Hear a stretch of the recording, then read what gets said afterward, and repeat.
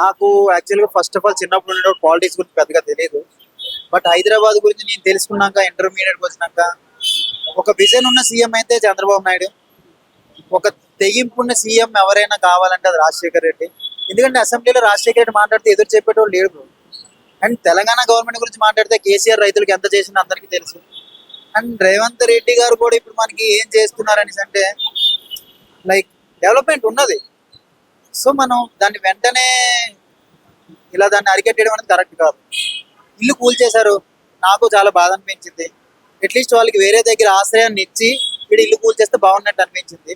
ఇస్తా అన్నారు, ఇంక ఇయ్యలేదు. బట్ ఈ ప్రస్తుతానికి అయితే వాళ్ళు రోడ్డు మీద ఉన్నారు కదా. And at the same time నాది ఇంకో క్వశ్చన్ కూడా ఉన్నది.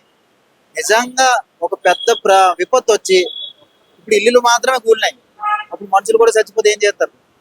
ఇదే గవర్నమెంట్ మీద మంది నిలబడతారు. ఎట్లా పర్మిషన్ ఇచ్చామని. సో గవర్నమెంట్ ముందుగుండా ఆలోచిస్తున్నది. అదే ముందుండి జనాలు ముందు పెట్టుకొని కూడా ఆలోచిస్తే బాగుంటుందని నా అభిప్రాయం. ఏమంటారు అంటే హైడ్రా పేరుతో ఉన్నటువంటి చెరువులని వీటిని వెనక్కి తీసుకోవాలనుకున్నారు. ఉన్నటువంటి హెచ్సి భూములు ఏమో తీసేసి మళ్ళా జంగల్ని కాస్త కాంక్రీట్ జంగల్ చేస్తున్నారని ప్రతిపక్షాలు ఆరోపిస్తున్నాయి. దీనికి ఏ విధంగా స్పందిస్తారు? అదే బ్రో చెప్పినట్టుగానే హైడ్రా అనేది మంచి ఆలోచన. ఓకే, కాకపోతే ఏం చేయాలంటే ఇప్పుడు అక్కడ ఇల్లు కట్టుకున్న వాళ్ళందరూ కోటీశ్వర్లేం కాదు. ఇప్పుడు నా దగ్గర ఒక 100 రూపాయలు ఉన్నాయి. ఒక రూపాయి పోతే నేను ఫీల్ కాను. ఒక మిడిల్ క్లాస్ ఫ్యామిలీ మ్యాన్ ఇల్లు అనేది లాంగ్ లైఫ్ డ్రీమ్. అది నీ కళ్ళ ముందు కూల్ చేసిన రేపొద్దు నీ పిల్లలు తినడానికి ఉండడానికి ఏముండదు అని నీకు అనిపిస్తే అతనికి అంతకన్నా సూసైడ్ చేసుకున్న ఆలోచన నీకు ఏది క్రియేట్ చేయదు. అట్ ద సేమ్ టైం గవర్నమెంట్కి ఇప్పుడు మిడిల్ క్లాస్ మ్యాన్ ఎవడైతాడంటే గవర్నమెంట్ ఒక కుటుంబం అంతా ఏమైందంటే జనాలందరూ కలిపి గవర్నమెంట్ కుటుంబం అవుతుంది. సో ఇద్దరు పాయింట్ కూడా కరెక్టే. కాకపోతే ఇమీడియట్ గా ఎఫెక్ట్ అయ్యేది సిటిజన్, లేటర్ గా ఎఫెక్ట్ అయ్యేది గవర్నమెంట్. ఫైనల్ క్వశ్చన్, మీ లైఫ్ లో హ్యాపీ అండ్ సాడ్ మూమెంట్స్ అంటే ఏం చెప్తారు? మూమెంట్స్ నా లైఫ్ లో హ్యాపీ అండ్ సాడ్ మూమెంట్ అంటే ఇంత ఎక్కువసేపు ఆలోచిస్తున్నంటే చాలా హ్యాపీ మూమెంట్స్ ఉన్నాయని అనుకుంటున్నాను. నాకు ఫస్ట్ జాబ్ వచ్చినప్పుడు హ్యాపీగా ఫీల్ అయినా. అండ్ సాడ్ మూమెంట్ వచ్చేసరికి నేను ఇప్పటికీ ఉన్న స్థాయిలో నేను ఇంకా పోటీ చేయలేకపోతున్నా. స్థాయిలో నేను పోటీ చేయలేకపోతున్నా. ఇంకొద్ది త్వరగా లైఫ్ లో గ్రో అయితే బాగుంటుందని. సాడ్ ఏం కాదు కానీ కొంచెం లోగా ఫీల్ అవుతుంది. ఈ పాటికే సెటిల్ అయిపోయి మంచిగా నేను వెల్ గా ఉండాలని. మీ లైఫ్ టర్నింగ్ పాయింట్ అంటే నా లైఫ్ లో టర్నింగ్ పాయింట్ అంటే ఒకనొక స్టేజ్ లో నేను లైఫ్ ఎండ్ చేసుకుందాం అనుకున్నాను. ఆడ ఎందుకో తెలియదు నేను మళ్ళీ సర్వైవ్ అయినా. అదే టర్నింగ్ పాయింట్. లేదంటే మీకు ఇంటర్వ్యూ కూడా ఇవ్వడానికి నేను ఉండకపోదు. నాకు యాక్చువల్గా ఫస్ట్ ఆఫ్ ఆల్ చిన్నప్పుడు ఉండేటప్పుడు పాలిటిక్స్ గురించి పెద్దగా తెలియదు. బట్ హైదరాబాద్ గురించి నేను తెలుసుకున్నాక ఇంటర్మీడియట్కి వచ్చినాక ఒక విజన్ ఉన్న సీఎం అయితే చంద్రబాబు నాయుడు. ఒక తెగింపున్న సీఎం ఎవరైనా కావాలంటే అది రాజశేఖర్ రెడ్డి. ఎందుకంటే అసెంబ్లీలో రాజశేఖర్ రెడ్డి మాట్లాడితే ఎదురు చెప్పేటోళ్ళు లేడు. అండ్ తెలంగాణ గవర్నమెంట్ గురించి మాట్లాడితే కేసీఆర్ రైతులకు ఎంత చేసిందో అందరికీ తెలుసు. అండ్ రేవంత్ రెడ్డి గారు కూడా ఇప్పుడు మనకి ఏం చేస్తున్నారనేసి అంటే లైక్ డెవలప్మెంట్ ఉన్నది. సో మనం దాన్ని వెంటనే ఇలా దాన్ని అరికట్టేయడం అనేది కరెక్ట్ కాదు. ఇల్లు కూల్చేశారు. నాకు చాలా బాధ అనిపించింది.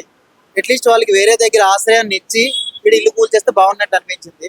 ఇస్తా అన్నారు, ఇంక ఇయ్యలేదు. బట్ ఈ ప్రస్తుతానికి అయితే వాళ్ళు రోడ్డు మీద ఉన్నారు కదా. And at the same time నాది ఇంకో క్వశ్చన్ కూడా ఉన్నది. నిజంగా ఒక పెద్ద విపత్తు వచ్చి ఇప్పుడు ఇల్లులు మాత్రమే కూలినాయి, అప్పుడు మనుషులు కూడా చచ్చిపోతే ఏం చేస్తారు? ఇదే గవర్నమెంట్ మీద మంది నిలబడతారు. ఎట్లా పర్మిషన్ ఇచ్చామని. సో గవర్నమెంట్ ముందుగుండా ఆలోచిస్తున్నది. అదే ముందుండి జనాలు ముందు పెట్టుకొని కూడా ఆలోచిస్తే బాగుంటుందని నా అభిప్రాయం. ఏమంటారు అంటే హైడ్రా పేరుతో ఉన్నటువంటి చెరువులని వీటిని వెనక్కి తీసుకోవాలనుకున్నారు. ఉన్నటువంటి హెచ్సి భూములు ఏమో తీసేసి మళ్ళా జంగల్ని కాస్త కాంక్రీట్ జంగల్ చేస్తున్నారని ప్రతిపక్షాలు ఆరోపిస్తున్నాయి. దీనికి ఏ విధంగా స్పందిస్తారు?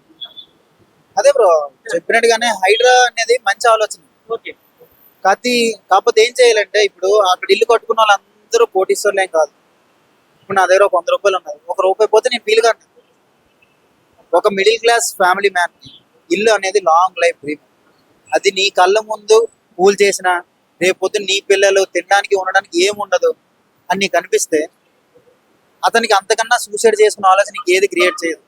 అట్ ద సేమ్ టైం గవర్నమెంట్కి ఇప్పుడు మిడిల్ క్లాస్ మ్యాన్ ఎవడైతాడంటే గవర్నమెంట్ ఒక కుటుంబం అంతా ఏమైందంటే జనాలందరూ కలిపి గవర్నమెంట్ కుటుంబం అవుతుంది. సో ఇద్దరు పాయింట్ కూడా కరెక్టే. కాకపోతే ఇమీడియట్ గా ఎఫెక్ట్ అయ్యేది సిటిజన్, లేటర్ గా ఎఫెక్ట్ అయ్యేది government. రైట్ బ్రో, ఫైనల్ ఒక క్వశ్చన్. మీ లైఫ్ లో హ్యాపీ అండ్ సాడ్ మూమెంట్స్ అంటే ఏం చెప్తారు? మూమెంట్స్. నా లైఫ్ లో హ్యాపీ అండ్ సాడ్ మూమెంట్ అంటే ఇంత ఎక్కువసేపు ఆలోచిస్తున్నట్టే చాలా హ్యాపీ మూమెంట్స్ ఉన్నాయని అనుకుంటున్నాను. నాకు ఫస్ట్ జాబ్ వచ్చినప్పుడు హ్యాపీగా ఫీల్ అయినా.